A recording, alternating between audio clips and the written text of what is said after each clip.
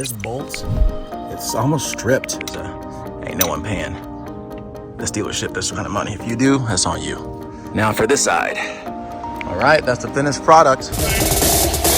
We make the strings louder.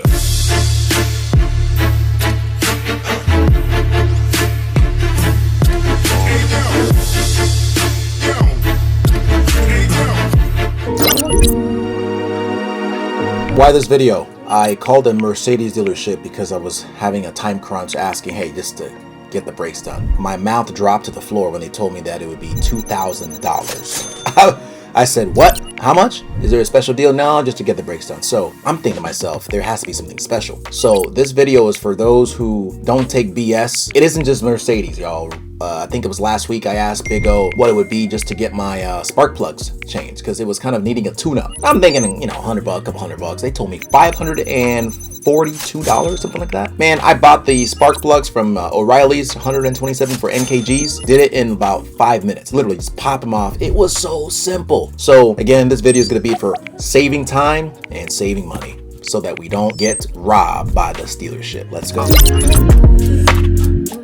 Obviously, you take the tire off. Once the tire's off, go ahead, just look at the calipers, and you start right where I'm about to start. All right, so let's go ahead and take this off. Over here. Take that bad boy off. Here. Small socket. All right, I'm gonna need 2 hands to pop this open. Do the same thing up here.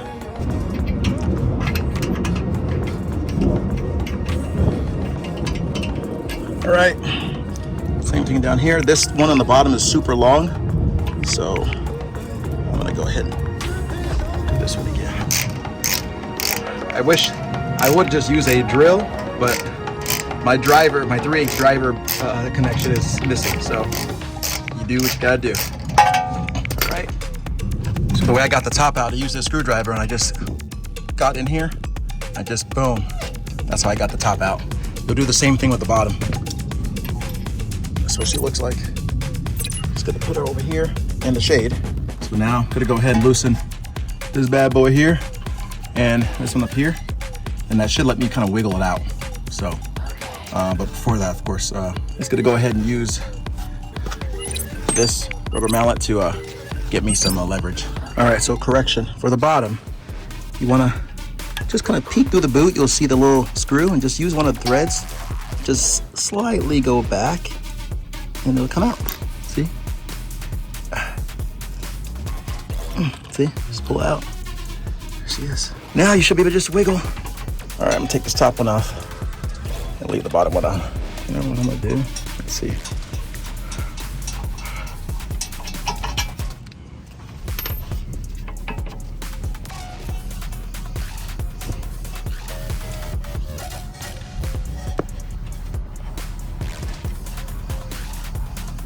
All right, so it gave me a little trouble initially.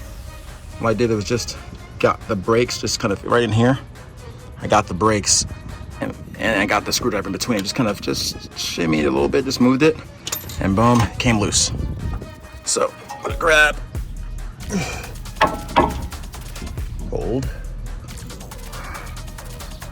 All right, so I was originally trying to do it like the other side and just leave this on.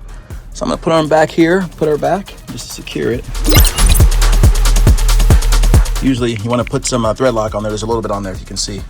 But you got to put some thread lock on there before you secure it. Just maybe the medium, the blue one. Just get this secure. I'll use 2 hands. So these don't need to be replaced. The reason I'm even here is because I hear some squeaking, so it must be the front. I needed to rotate the tires anyway, so I'm here. But how you take it off, just a little twist action, and it's off. So twist right, lefty loosey, righty tighty. And what I'm going to do, I'm going to take it off, inspect. I'm gonna go ahead and clean this off, put some brake caliper grease here and here just to make sure it slides easy, and pop some in the back, and we should be good to go. All right, put it back. Slide it like so. All right, putting it back. Get in like so. Stick it in.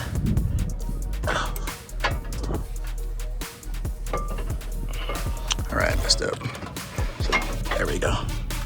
Now I'm gonna put it in. You don't want to get this grease on the rotors. I did put some anti-seize here as well. Now for this side. All right, so now I put it back and we go for the next one. All right, one thing I did forget to, while it was connected, I should have just used this screwdriver to push this piston back. I didn't, so you can use a couple things. You could use vice grips or whatever, but I'm gonna use this specific brake caliper piston decompressor, if you will, and I'm gonna just let it do its thing. So what you gotta do is, you gotta get a piece of something, and let's see if that'll work, to wedge against it. Oh, that's too thick. I need to get something thinner. All right, so you gotta think on your feet. Just gonna use this piece, turn it upside down. Oops, come on, go back home to your mom. If I had two hands, obviously it'd be quicker, but I gotta show you, because ain't no one paying this dealership this kind of money. If you do, that's on you. But I'm gonna show you how.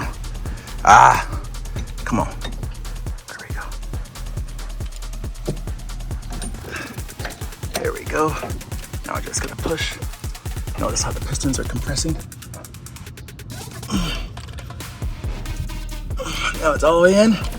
Now I can put it in. I just use this to release it. I can put it in, no problem now. Maybe even do it with one hand even. Let's see.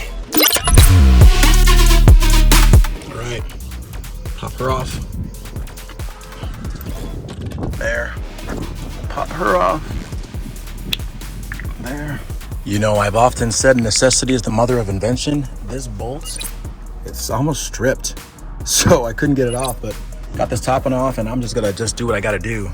Pull this back. I need some, don't have much line, so I'm just gonna find a way, see if I can slip it in. I think it's gonna be tough to take it off without that, but let's see what I can do. What I'm thinking I'm gonna have to do is just take off the entire caliper by just taking these off. That's the only way I think I can do it.